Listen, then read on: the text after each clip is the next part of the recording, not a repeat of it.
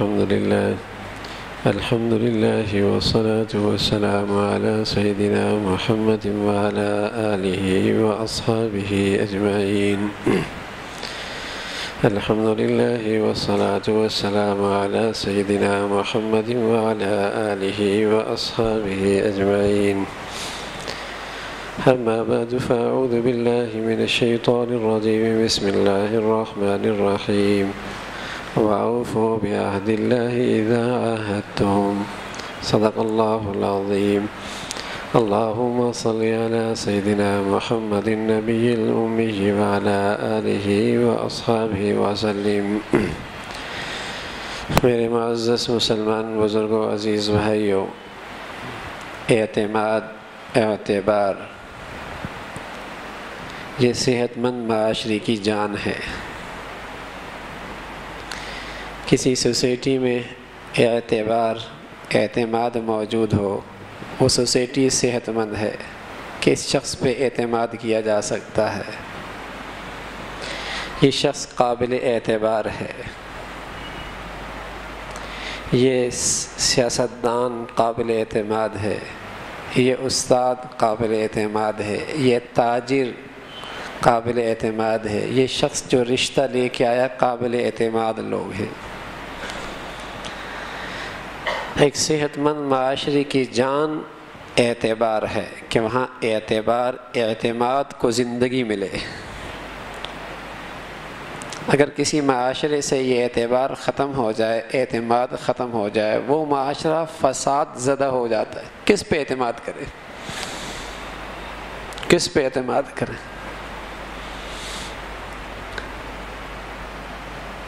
تو سچ یہ ہے، نبی نے جو فرمایا ہے، امانت، دیانت، سچائی، وعدہ، وفا، یہ آدمی کی شخصیت کو معتبر بنا دیتی ہے۔ کسی سوسائٹی میں سچائی آ جائے، وعدہ وفا آ جائے، دیانت آ جائے، وہ معاشرہ قابل اعتماد بن جاتا۔ کسی پر بھی ہاتھ رکھو، قابل اعتماد آدمی، کسی پہ بھی ہاتھ رکھو۔ اس لیے میرا نبی فرمایا کرتے تھے، مسلمان قابل اعتماد ہوتا ہے، ناقابل اعتماد نہیں ہوتا، اس لیے کہ یہ سچا ہوتا ہے، یہ وعدہ وفا کرتا ہے، یہ خیانت نہیں کرتا۔ مسلمانوں کا معاشرہ، مسلمانوں کے بازار اعتماد کی فضا سے بھرے ہوا کرتے تھے۔ یہ مسلمان تاجر ہے، اور میرے نبی نے خوشخبری سنائی ہے، التاجر الصدوق الامین، سچا امانت دار بازار کا یہ تاجر، کل قیامت میں اسے اللہ کے نبیوں کی رفاقت نصیب ہوگی۔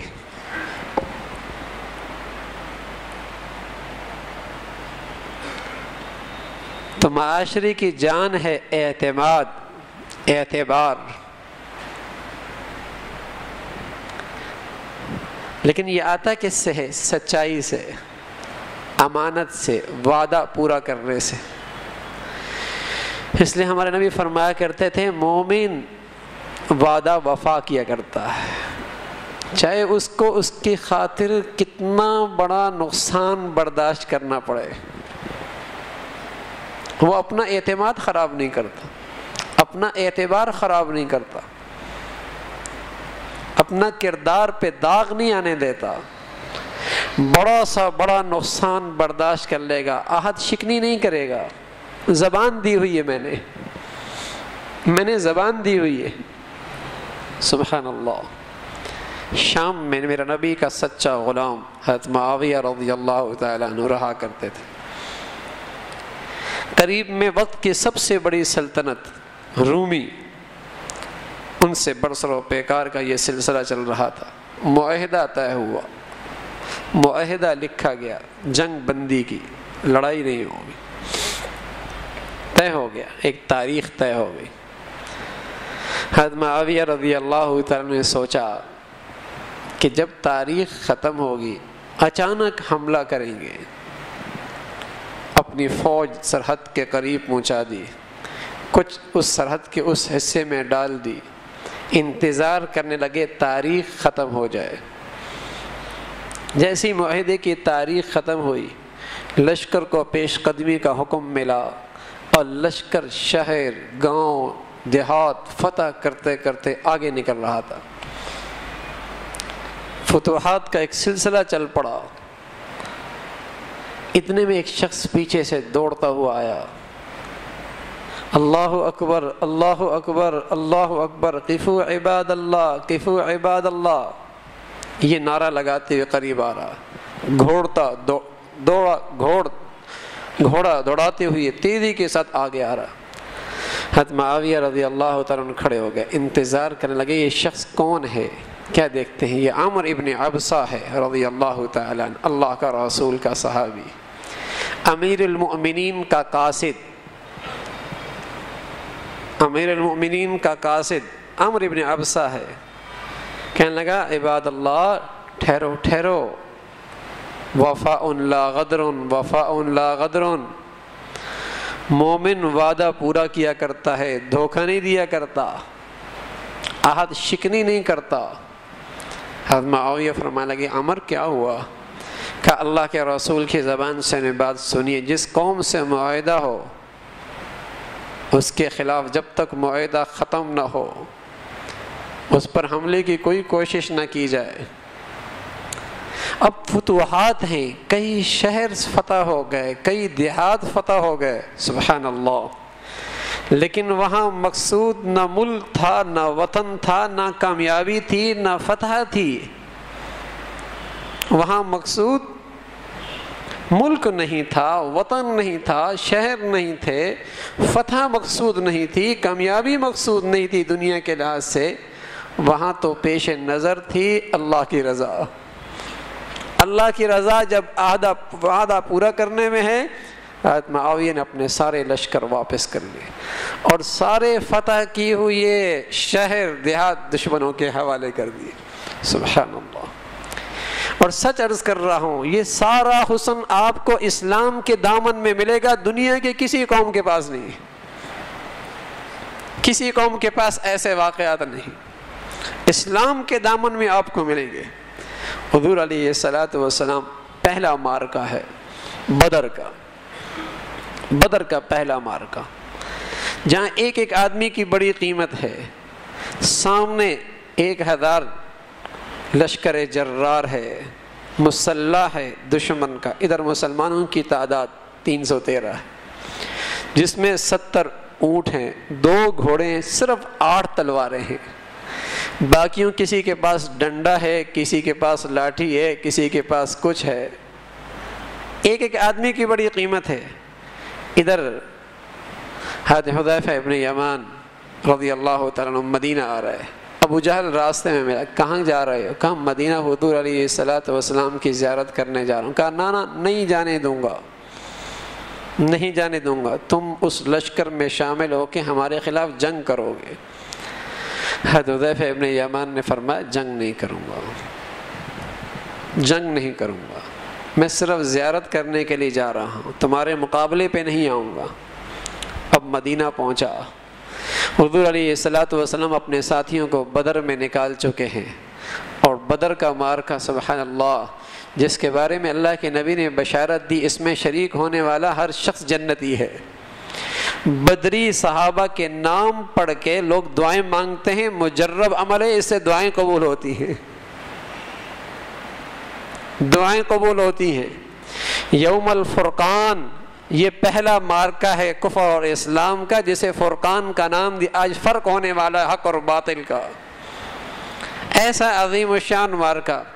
حضرت حذیفہ فرمانے لگے اللہ کے رسول، اس نے میرے گردن پہ تلوار رکھ کے مجھ سے وعدہ لیا ہے، مجھے اجازت دیجیے، اس نے میرے گردن پہ تلوار رکھ کے مجھ سے عہد کیا ہے، مجھے بھی میدان میں جانے کی اجازت دے دیجیے۔ اللہ کے نبی فرمانے لگے نا تم زبان دے کے آئے ہو، سبحان اللہ، تم زبان دے کے آئے ہو، اور مسلمان وعدہ وفا کیا کرتا ہے، عہد شکنی نہیں کیا کرتا، تم زبان دے کے آئے ہو، تم نے زبان دی ہے۔ تو میرے عزیزوں، مسلمان اپنے اعتماد اور اپنے اعتبار کی خاطر بڑی سے بڑی قربانی دیا کرتا تھا کہ کہیں دنیا اس کے کردار پر انگلی نہ اٹھائے، کہیں اس کی شخصیت ناقابل اعتماد نہ ہو۔ مسلمان اور ناقابل اعتماد، اور مسلمان اور اس پر اعتماد نہ ہو۔ کہنے میں تو آج ماتحت بھی مسلمان ہے، چوکیدار بھی مسلمان ہے، ڈرائیور بھی مسلمان ہے، اور افسر بھی مسلمان ہے، اور تاجر بھی مسلمان ہے۔ اعتماد کتنا ہے؟ اعتبار کتنا رہا آج میرے معاشرے کے اندر؟ ہاں، نہ جانے اس کمزوری کو، اس کمی کو پورا کرنے کے لیے معاشرہ کتنا پیسہ ضائع کر رہا ہے۔ کیمرہ بھی لگا دیا، آواز بھی کیچ کی جا رہی، دیکھا بھی جا رہا، اس کے اوپر اور نگران بھی کھڑا کر دیا، اس کے اوپر ایک اور آدمی بھی بٹھا دیا، اس کے اوپر ایک اور کابینہ بھی بنا دی۔ ارے میرے عزیزو، میرا نبی جو اصول زندگی کا لے کے آیا ہے اور اسلام کا جو حسن ہے، قسم خدا کی اگر میری عدالتوں سے لے کر ایوانوں تک اور بازاروں سے لے کر گلی بازاروں تک یہ دولت، یہ دین زندہ ہو جائے، زندگی میں پھر حسن لوٹ آئے، پھر حسن لوٹ آئے۔ آج اعتماد کی کیفیت ختم ہو گئی، اعتماد کی کیفیت ختم ہو گئی۔ اس لیے آج فیصلہ کرنا مشکل ہے، کسے رکھیں، کہاں بیٹی دے کے جائیں، کس کو اپنی بیٹی دیں، کس سے کاروبار کریں، کریں بھی یا نہ کریں۔ اعتماد نہیں رہا فضا کے اندر، پورا معاشرہ ناقابل اعتماد، اعتبار مٹ چکا ہے۔ اس لیے میرے عزیزو، میرا نبی جو پیارا دین لے کے آیا تھا، وہ کتابوں کے اندر تو زینت بنا ہوا ہے، میرے کردار سے وہ خالی نکل چکا ہے، کردار سے وہ نکل چکا ہے۔ میری معاشرت اور میری معیشت سے وہ دین کا حسن نکل چکا ہے۔ امانت، وعدہ، وفا، عہد شکنی نہیں کیا کرتا مسلمان۔ بڑا سا بڑا نقصان، بڑی سی بڑی قربانی دے لے گا، بڑی سی بڑی قربانی دے لے گا، وعدہ کیا ہو، زبان دی ہوئی ہے۔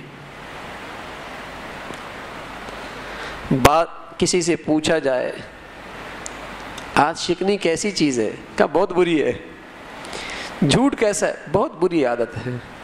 لیکن میرے عزیزو، جب یہ عملی زندگی میں جاتا ہے، اسے اندازہ ہی نہیں ہوتا کہ میں بھی عہد شکنی کر رہا ہوں۔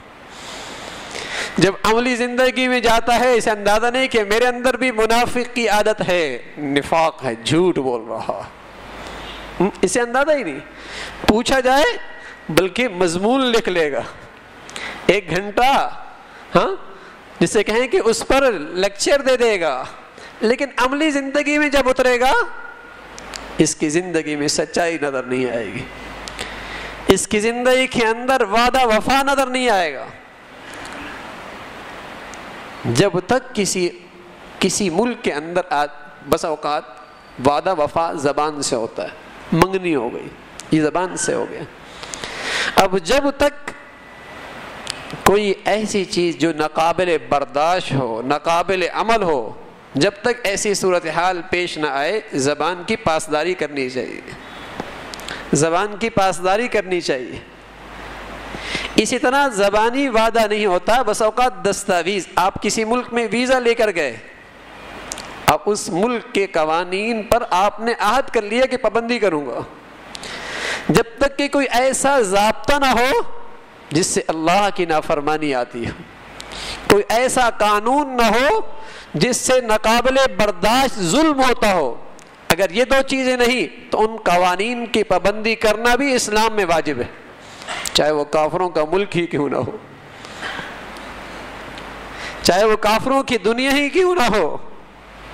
ناقابل برداشت ظلم ہو رہا ہو یا اللہ کی نافرمانی ہو رہا ہو، اس لیے کہ لا طاعت المخلوق فی معصیت الخالق، ہاں، مخلوق کی وہ اطاعت جائز نہیں جس میں خالق ناراض ہوتا ہو۔ ایسے عہد کی تو پورا کرنا ضروری نہیں، اس عہد کو تو نہیں پورا کرنا، لیکن جہاں یہ دونوں چیزیں نہیں ہیں وہاں اس ملک کے قوانین کی پابندی بھی ضروری ہے۔ دائیں طرف جانا ہے، بائیں طرف گاڑی چلانی ہے، ضابطہ بنایا ہے، پابندی ضروری ہے، قانون بنایا ہے، یہاں سرخ لائٹ جل جائے گاڑی رک جائے، آپ نے باشندے اس ملک کے روکنا پڑے گا، نہیں رکیں گے۔ جہاں ایک طرف آپ نے قانون کی خلاف ورزی کر کے گناہ کیا، دوسرا آپ نے انتظامی انتظامی طور پہ آپ نے کوتاہی کی اور معاشرے کو کسی وقت بھی نقصان پہنچ سکتا، کسی اللہ کے بندے کو ذہنی تکلیف پہنچ سکتی۔ لیکن میرے عزیزو، آج مسلمان کا دین بہت محدود ہو گیا، حج عمروں تک رہ گیا، مسجد کی تار دیواری تک رہ گیا، ہاں، اور عبادت خانوں تک رہ گیا۔ اب اس نے اس فرض کو بہت محدود کر رکھا ہے، وہ سمجھتا ہے اس کا تعلق دین سے ہے ہی کوئی نہیں۔ تبھی تو یہ سب کچھ ہونے کے باوجود بھی اس کی شخصیت ناقابل اعتماد ہے، باوجود ہے کہ اس کی زندگی میں کچھ عبادت کی شکلیں ہیں، اس کی شخصیت میں اعتماد نہیں ہے، کوئی شخص اس پر اعتبار نہیں کرتا،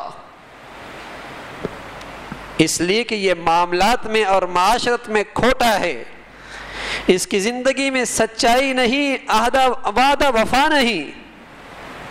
اس لیے اللہ کے نبی صلی اللہ علیہ وسلم فرمایا کرتے تھے وَإِن صَامَ وَصَلَّى وَزَعِمَ أَنَّهُ مسلم، اگر یہ عہد شکنی کرتا ہے، اس کے اندر منافق کی علامت ہے، اگرچہ نماز پڑھتا ہو، اگرچہ روزہ رکھتا ہو، اور اگرچہ اپنے خیال میں یہ مسلمان اپنے آپ کو سمجھتا ہو، منافق وہ ناقابل اعتماد ہوتا ہے، اس کی شخصیت قابل اعتبار نہیں ہوتی۔ لیکن مسلمان جب عہد کرے تو بڑی سے بڑی قربانی دے سکتا ہے، بڑا سا بڑا مفاد قربان کر سکتا ہے، بڑی سے بڑی جسے کہیں کہ مالی، جسے کہیں کہ نقصان برداشت کر سکتا ہے، لیکن اپنی ایمان مومن کی اپنی شخصیت پہ داغ نہیں آنے دیتا۔ یہ معاملہ صرف اس کی ذات تک کا نہیں ہوتا بھائی، بس اوقات اس کی اس برکرداری سے پوری مسلمان قوم بدنام ہوتی ہے، پورے اہل ایمان پہ دھبا لگتا ہے، دنیا اسلام کے بارے میں غلط تصور رکھنے لگتی ہے، اسے اندازہ نہیں، یہ تو پوری ملت کا نقصان کرتا ہے۔ اس کا معاملہ اپنی ذات تک کا نہیں ہے، یہ کوئی فرد نہیں ہے، اس کا تعلق ایک جماعت سے، ایک امت سے ہے، یہ خیر امت کا بہترین فرد تھا، ہاں یہ امت مسلمہ کا فرد ہے، اس کی پر بد کرداری یہ ملت پہ نام آئے گا، ملت اسلامیہ اس سے بدنام ہوگی، مسلمان قوم اس سے بدنام ہوتی ہے، صرف اس کی ذات کا مسئلہ نہیں۔ اس لیے عہد پورا کرنے کے لیے اور سچائی کے لیے مسلمانوں نے اپنی ذاتی بڑی بڑی قربانیاں دی ہیں اور بڑا بڑا مفادات قربان کر دیا ہے، لیکن جھوٹ زندگی میں نہیں آنے دیا، عہد شکنی زندگی میں نہیں آنے دی، اس لیے کہ ملت بدنام ہوتی ہے، امت مسلمہ کا چہرہ داغدار ہوتا ہے، یہ اپنا نقصان برداشت کر سکتا ہے، ملت کا نقصان نہیں برداشت کرتا۔ تو میرے عزیزو، معاشرہ اس کی صحت اور اس کی سلامتی اس میں ہے کہ اس کے اندر اعتماد کی فضا ہو، اس کے اندر اعتماد کی فضا ہو، اور یہ سچائی سے آیا کرتی ہے اور یہ وعدہ وفا کرنے سے آیا کرتی ہے۔ اس لیے میرے نبی فرمایا کرتے تھے مسلمان سچا ہوا کرتا ہے اور مسلمان اپنے عہد کی پاسداری کیا کرتا ہے، جہاں زبان دیتا ہے اسے پورا کرتا ہے۔ ناممکن ہو کوئی بات کہ یہ نہیں ہو سکتا، بتا دے کہ میں اب اس قابل نہیں رہا، میرے پاس اب اس کی گنجائش نہیں رہی، میرے یہ عذر پیش آیا ہے، لیکن بلا عذر بغیر کسی وجہ کے یہ عہد شکنی کرنا مسلمانوں کی شان نہیں۔ تو میرے عزیزو، آج میرے گھر بھی اور میرے بازار بھی اور میرے دفاتر بھی اور میری فیکٹریاں بھی جو آج بد اعتمادی کا شکار ہیں، وجہ یہ ہے کہ ان کی زندگیوں میں آج اسلام کا یہ حسن نہیں۔ کتنے نادان ہیں وہ لوگ اور کتنے احمق ہیں وہ لوگ جو یہ سمجھتے ہیں کہ مسلمان دین اور اسلام کے بغیر ترقی کرے گا. کتنے نادان ہیں اور کتنے کم عقل ہیں اور کتنے ان کی عقلوں میں اندھیرا ہے جو یہ سمجھتے ہیں کہ اسلام معاشرے سے نکل جائے تو مسلمان ترقی کرے گا. ارے مسلمان ترقی تبھی کر سکتا ہے قسم خدا کی اگر اس کی زندگی میں اسلام کا حسن آ جائے, اسلام کا کردار آ جائے. اور ماضی میں آیا ہاں کوئی ترقی کا ساز و سامان کچھ نہیں تھا, لیکن ان کے کردار کی طاقت ایسی جاندار تھی, ان کے پاس اعتماد کی قوت ایسی بڑھیا تھی, جہاں قدم رکھتے دنیا ان کے اعتماد پہ ان کے سامنے جھک جایا کرتی تھی. عمر رضی اللہ تعالیٰ بیت المقدس فتح کر رہے ہیں, اپنے کچھ فوجی یہود و نصارہ کی حفاظت کے لیے مقرر کرتے ہیں اور اعلان کرتے ہیں آج کے بعد یہود و نصارہ کا جان مال عزت و آبرو محفوظ رہے گی اور مسلمان فوجی اس کا تحفظ کریں گے. آپ کو سالانہ اتنا ٹیکس جزیہ دینا پڑے گا. مطمئن ہو گئے کہ اب مسلمان نے جو عہد کیا یہ پورا کریں گے. کسی اور سرحد پہ مسلمانوں کی فوج کی ضرورت پڑی, کسی اور سرحد پہ. حضرت عمر رضی اللہ تعالیٰ کے کیا مشورہ ہوا, طے ہوا کہ کچھ فوجی یہاں سے لے کر وہاں سرحد پہ ڈال دیے جائیں, کچھ وہاں بھیج دیے جائیں. حضرت عمر رضی اللہ تعالیٰ نے فرمایا یہود و نصارہ کو جمع کر لو اور ان سے کہہ دو اس سال کا جو تم نے ٹیکس دیا ہے, جزیہ دیا ہے, اور اس سال ہماری فوجیوں کو ہمیں ضرورت ہے, ہم یہ اپنی ذمہ داری پوری نہیں کر پائیں گے, اس لیے اس سال کا ٹیکس تم واپس لے لو. اللہ اکبر, اس سال کا یہ ٹیکس تم واپس لے لو, ہم تمہاری ذمہ داری پوری نہیں کر سکتے. سبحان اللہ. بتاؤ اسلام کے علاوہ کس کے دامن میں یہ حسن موجود ہے؟ بتاؤ اسلامی مسلمان قوم کے علاوہ کون ایسا کردار دکھا سکتا ہے؟ لیکن بدقسمتی ہے ہمارے دربار میں اتنی بڑی دولت ہے, زندگی کا اتنا بڑا حسن ہے. ارے زندگی کے اصل کردار اسلام کے اندر ہے, لیکن ہمیں اس دولت کی قدر کوئی نہیں, ہمیں اس دولت کی قدر کوئی نہیں. کیا بڑی دولت اللہ کا نبی ہمارے پاس لے کے آیا. اللہ رب العزت بھائی ہمیں سچائی بھری اور عہد وفا بھری زندگی نصیب فرما دے. وآخر دعوانا ان الحمد للہ رب العالمین.